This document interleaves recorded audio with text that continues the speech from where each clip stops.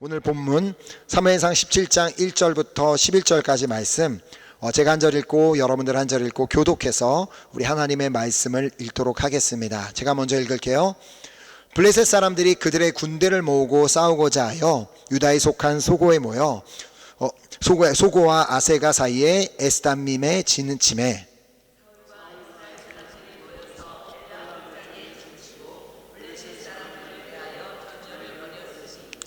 블레셋 사람들은 이쪽 산에 섰고 이스라엘은 저쪽 산에 섰고 그 사이에는 골짜기가 있었더라.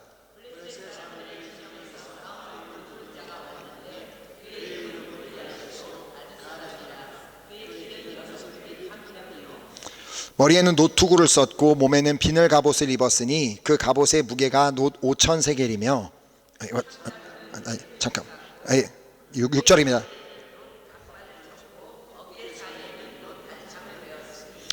그 창자루는 배틀채 같고 창날은 철 600세겔이며 방패든 자가 앞서 행하더라.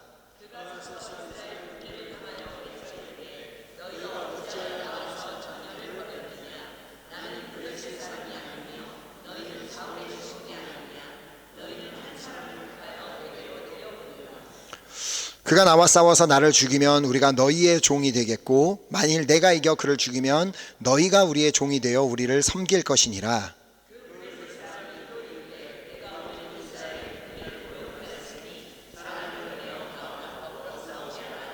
함께 읽겠습니다. 사울과 온 이스라엘이 블레셋 사람의 이 말을 듣고 놀라 크게 두려워하니라.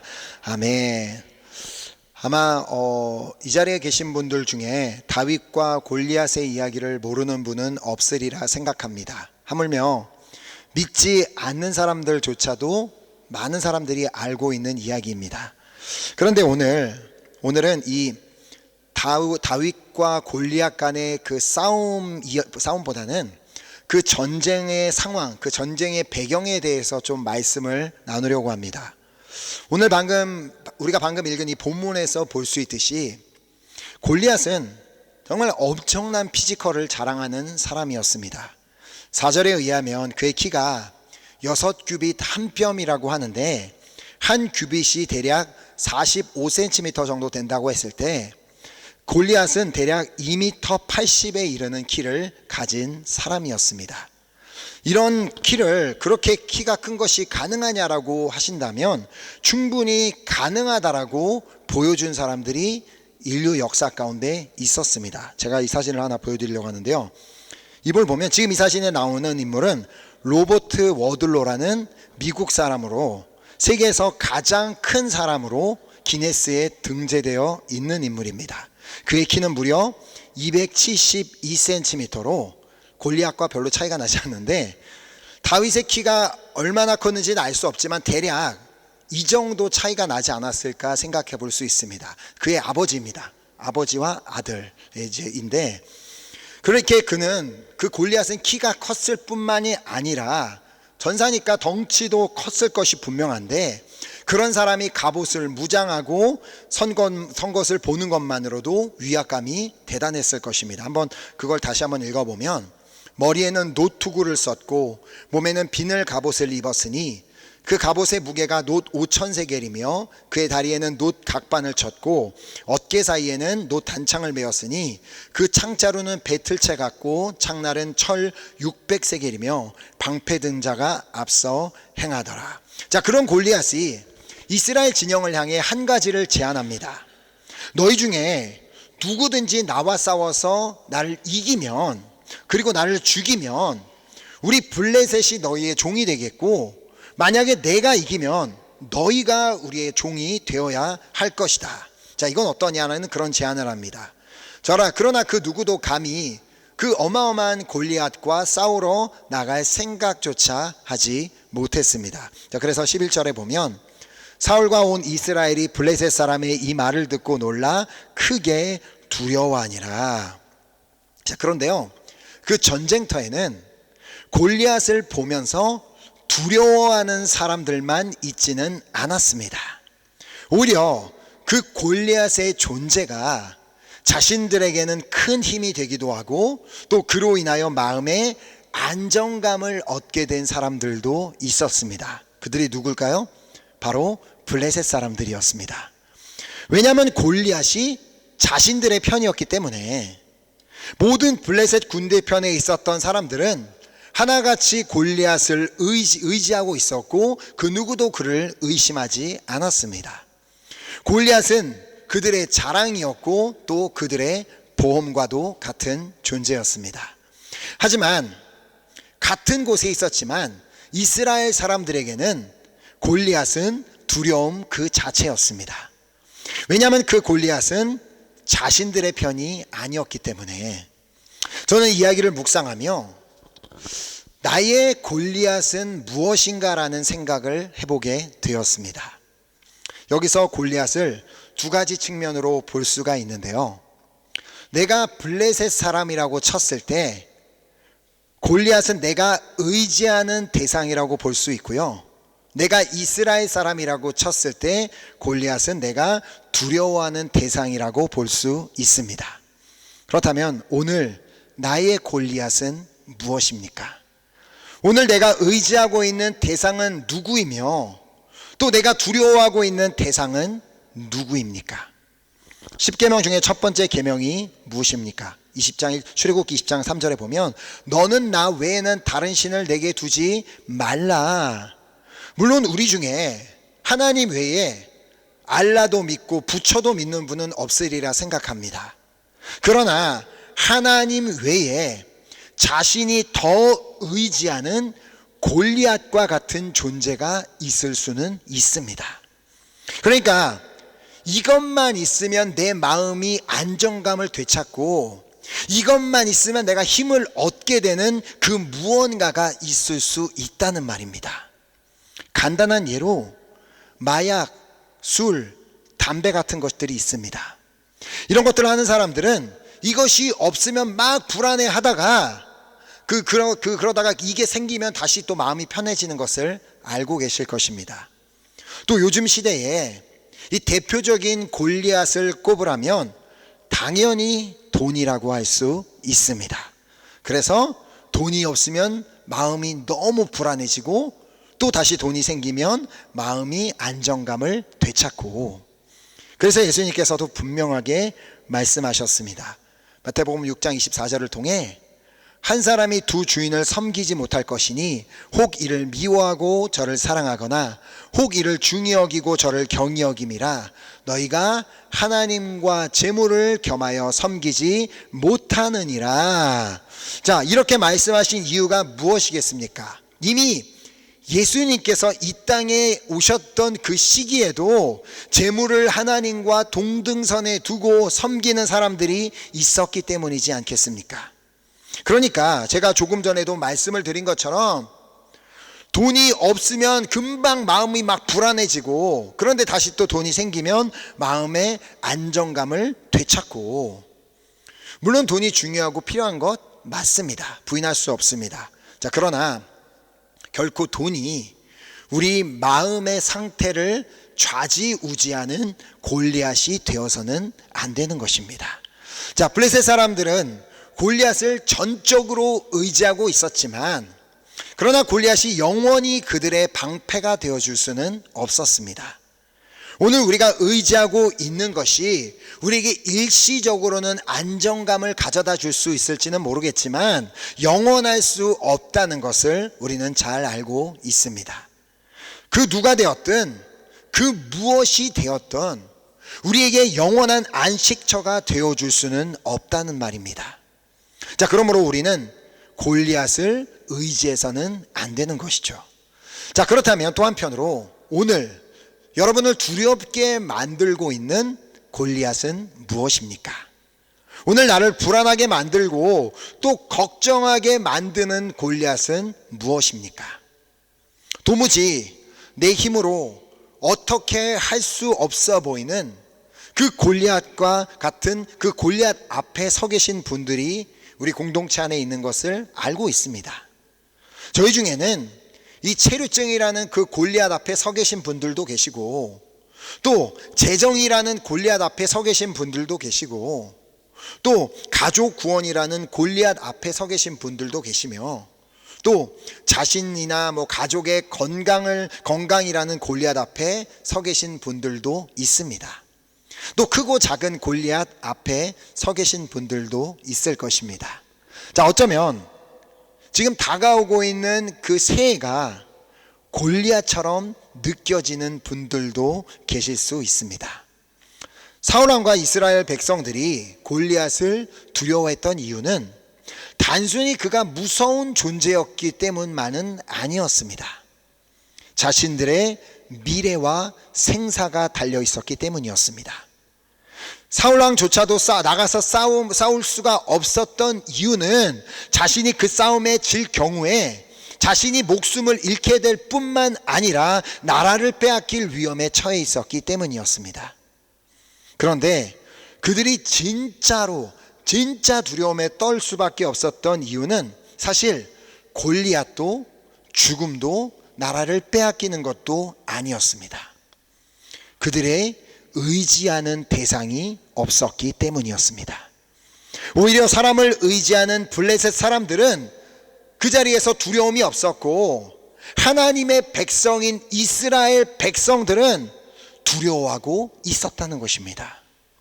분명히 하나님은 살아계시며 그들과 그 자리에 함께 계셨지만 그들은 하나님을 의지하지 않았기에 두려워하고 있었던 것입니다. 자, 그러므로 골리앗 앞에 두려워하고 있는 자신의 영혼에게 한번 이 말씀으로 선포해 보시기 바랍니다. 시편 43편 5절, 이번 주에 암송하는 말씀인데요. 내 영혼아, 내가 어찌하여 낙심하며 어찌하여 내 속에서 불안해하는가? 너는 하나님께 소망을 두라. 그가 나타나 도우심으로 말미암아 내 하나님을 여전히 찬송하리로다. 아멘. 내 영혼아, 내가 낙심하며 내가 불안해하는 이유는 내가 영원하시고 무한하신 하나님께 소망을 두지 않고 유한한 그 골리앗에게 두었기 때문이란다. 오늘 내가 하나님을 찬송할 이유가 있음은 그가 나를 도우시는 분이기 때문입니다. 자, 여기 개역 개정에서는 그가 나타나 도우심이라고 번역을 하였고, 이 옛날 버전 그 한글 개정에 보면은 내 얼굴을 도우시는 하나님이라고 번역을 하고 있습니다. 자, 그렇게 번역을 하는 이유는 히브리어 원문에 보면 이 파님이라는 단어가 사용이 되었는데, 파님이라는 단어는 얼굴 혹은 면전이라는 의미를 가지고 있는 단어이기 때문입니다. 자, 그러니까 이게 무슨 말이냐면, 하나님은 멀리서 나를 보고 멀리서 나를 돕고 계시는 분이 아니라 내 면전에서 내 바로 앞에서 나를 돕고 계시는 분이라는 말입니다. 자, 그런데 도대체 왜 골리앗으로 인해 힘을 얻으려고 하고 안정감을 얻으려고 해야 하겠습니까? 우리의 면전에서 우리를 돕고 계시는 그 하나님을 의지하고 그분 안에서 안정감을 누릴 수 있는 이유를 역대상을 통해 보도록 하려고 하는데요. 결코 우리가 골리앗을 의지할 이유도 없고 골리앗을 두려워할 이유도 없음을 이 말씀을 통해 보시기 바랍니다. 자, 역대상 29장 11절과 12절 말씀인데요. 여호와여, 위대하심과 권능과 영광과 승리와 위엄이 다 주께 속하였사오니 천지에 있는 것이 다 주의 것이로소이다. 여호와여, 주권도 주께 속하였사오니 주는 높으사 만물의 머리심이니이다.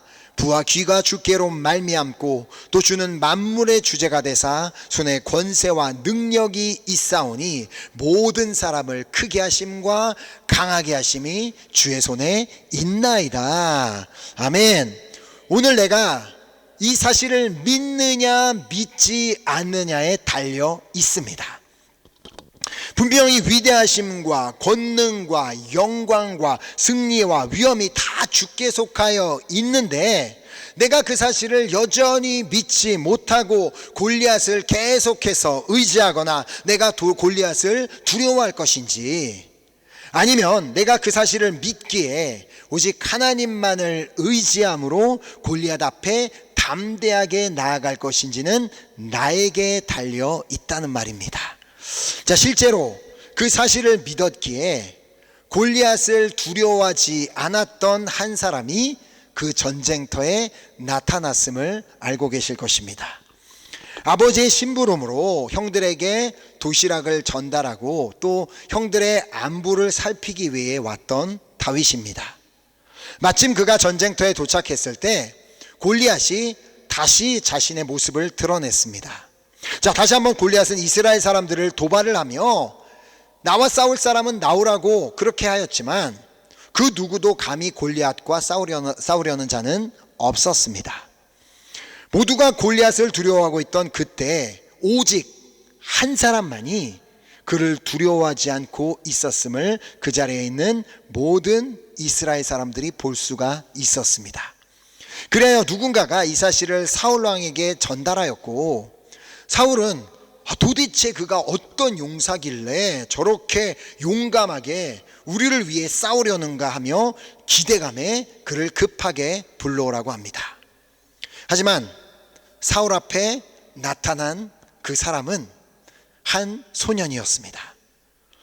충격과 상실감에 빠진 사울 왕을 향해 다윗은 말합니다. 자, 다윗이 사울에게 말하되 그로 말미암아 사람이 낙담하지 말 것이라 주의 종이 가서 저 블레셋 사람과 싸우리이다. 자, 사실 성경에 보면 이 말을 듣고 사울은 이 다윗에게 내가 저 블레셋 사람과 싸울 수 없으리니 너는 소년이요 저는 어려서부터 용사이니라라고 되게 부드럽게 말한 것처럼 써 있지만 속으로는 무슨 생각을 했겠어요? 네가 미쳐도 아주 단단히 미쳤구나. 네가 아주 오늘 우리를 다 죽게 만들려고 그러는구나. 하지만 다윗은 아랑곳하지 않고 사울에게 말합니다.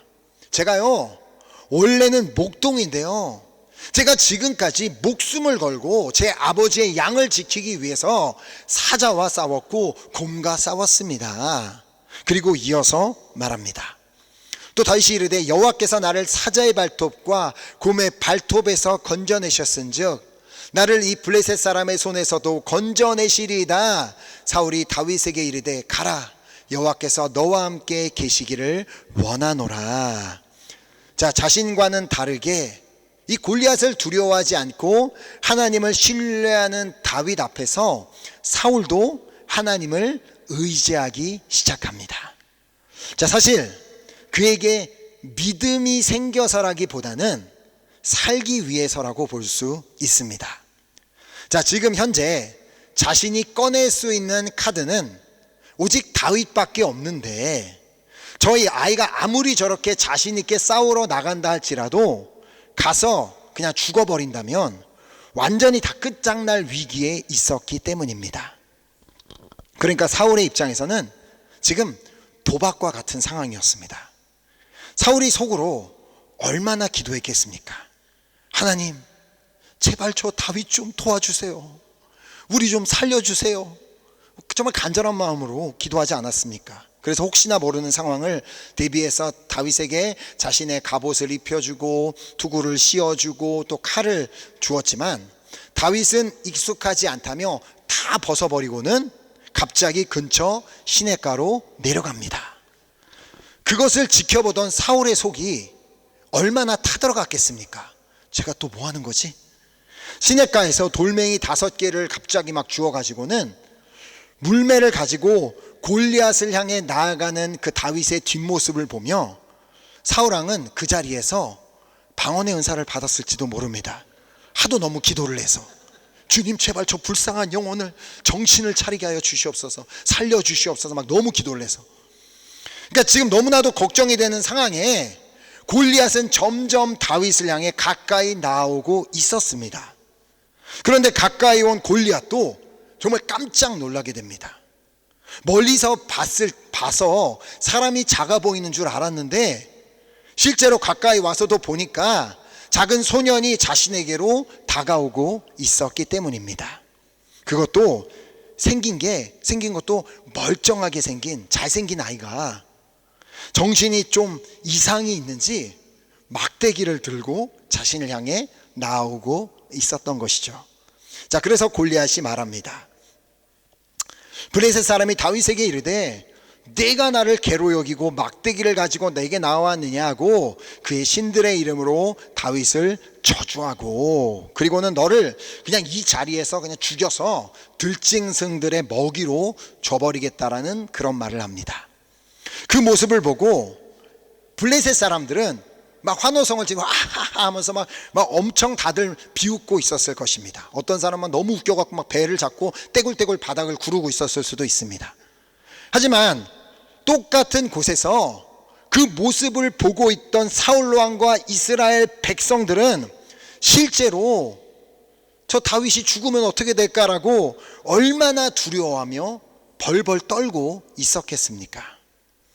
그래, 지금이라도 좀 미리 짐을 챙겨서 도망칠 준비라도 할까라는 그런 생각을 하는 사람도 있었을 것입니다. 다윗도 알았습니다. 그 자리에 있는 그 어떤 누구도 자신을 응원해 주는 사람은 없다는 것을. 그러나 다윗은 자신의 면전에 계신 하나님께서 자신을 돕고 계신다는 사실을 믿었습니다. 그래서 그는 선포합니다. 다윗이 블레셋 사람에게 이르되 너는 칼과 창과 단창으로 내게 나오거니와 나는 만군의 여호와의 이름 곧 내가 모욕하는 이스라엘 군대의 하나님의 이름으로 내게 나아가노라. 아멘. 다윗이 담대하게 골리앗을 향해 나아갈 수 있었던 이유는 그가 하나님을 의지하였기 때문이었습니다. 그 전쟁터에서 아무도 하나님을 의지하는 사람은 없었지만 오로지 하나님을 의지하였던 그 한 사람을 통해 도무지 쓰러뜨릴래야 쓰러뜨릴 수 없어 보였던 그 골리앗이 그 자리에서 쓰러지고 죽는 역사가 일어나게 되었던 것입니다. 자, 그래서 시편 37편 39절 40절 말씀을 보면 의인들의 구원은 여호와로부터 오나니 그는 환난 때에 그들의 요새이시로다. 여호와께서 그들을 도와 건지시되 악인들에게서 건져 구원하심은 그를 의지한 까닭이로다. 아멘. 골리앗을 의지하는 자, 골리앗만을 의지하는 자는 맛볼 수 없는 구원입니다. 골리앗을 두려워하기만 하는 자도 경험할 수 없는 하나님의 도우심입니다. 그러나 하나님을 의지하는 자는 반드시 골리앗으로부터 건져주시는 이 놀라운 은혜를 누리게 될 줄 믿습니다. 자, 오늘 골리앗을 의지하는 블레셋 사람이 되시겠습니까? 아니면 골리앗을 두려워하기만 하는 사울 왕과 이스라엘 백성이 되시겠습니까? 아니면 하나님을 의지하기에 골리앗을 향해 담대히 나아가는 다윗이 되시겠습니까? 다가오는 2025년에 무엇이 우리를 기다리고 있을지 우리는 전혀 알 수가 없습니다. 어쩌면 골리앗이 우리를 기다리고 있을지도 모르겠습니다. 그러나 두려워하기만 하면 달라지는 것 아무것도 없습니다. 하나님을 믿으신다면 신뢰하시고 의지하면서 앞으로 나아가시기 바랍니다. 믿음으로 기도함으로, 그렇게 믿음의 기도로 골리앗을 향해 돌을 던질 때 여러분의 앞을 가로막고 있던 그 골리앗이 그냥 그 자리에서 무너지는 역사를 반드시 우리의 삶 가운데 보게 될 줄 믿습니다. 아멘. 이제 골리앗 앞에서 우리가 무엇을 해야 되는지를 예수님께서 말씀해 주셨는데요. 마가복음 11장 23절 말씀을 보면 내가 진실로 너희에게 이르노니 누구든지 이 산더러 들리어 바다에 던져지라며 그 말하는 것이 이루어질 줄 믿고 마음에 의심하지 아니하면 그대로 되리라. 아멘. 다윗 한 사람을 통해 그 전쟁터에 있는 모든 사람들이 하나님의 살아계심을 보게 되었던 것처럼 오늘 이 자리에서도 다윗과 같이 하나님을 의지하기로 결단하는 분들을 통하여서도 그분의 주변 사람들이 하나님의 살아계심을 보게 되는 그 은혜와 역사가 있게 되기를 간절히 소망하며 축복합니다. 다윗이 그러했던 것처럼 믿음으로 선포하시기 바랍니다.